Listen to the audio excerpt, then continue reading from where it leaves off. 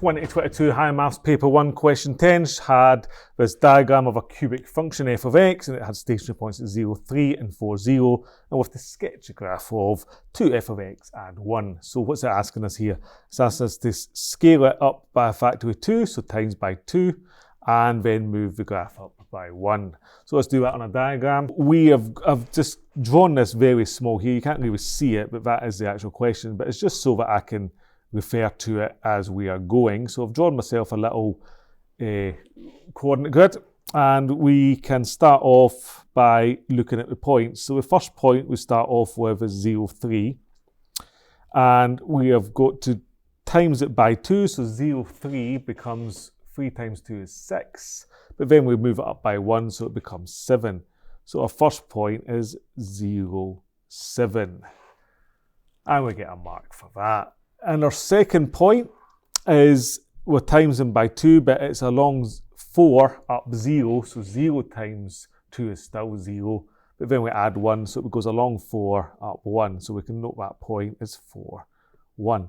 And the shape of the graph is exactly the same as it was before, so we just carefully draw a nice curve turning here, and we can even label it y equals 2f of x plus 1. So our marks for this, you get 1 mark for a vertical scaling of a factor of 2, which you can see from the graph. By that, we can see that you've times by 2 somehow. You get another mark for adding 1, so we can see you've moved up by 1. You're getting this from the turning points, really. And then transformations applied in the correct order. So that's the final mark for doing it completely correctly, essentially, because you could have thought, well, we need to add 1 first, then times by 2. Now, if you had done that, 4, 0 would become 4, 1, which would become 4, 2. You would still get a mark for doing both of those things with 4, 2. Similarly, 0, 3 would become 0, 4, which would become 0, 8.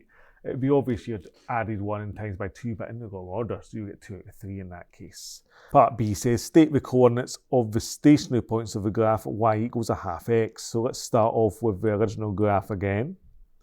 So we're saying that x is being halved, so what does that mean? It means that we can work out that 0, 3 would turn into 0, 3 still, because of half of 0 or doubling 0 still gives you 0. So 0, 3 is still 0, 3. That makes no difference.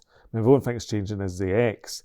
This one was 4, 0, but I want it to be 4, so if I double 4 I get 8, because a half of 8 is 4. So it must be 8, 0 as well. And you just get a mark for actually working that out with no real working required there, just for stating it.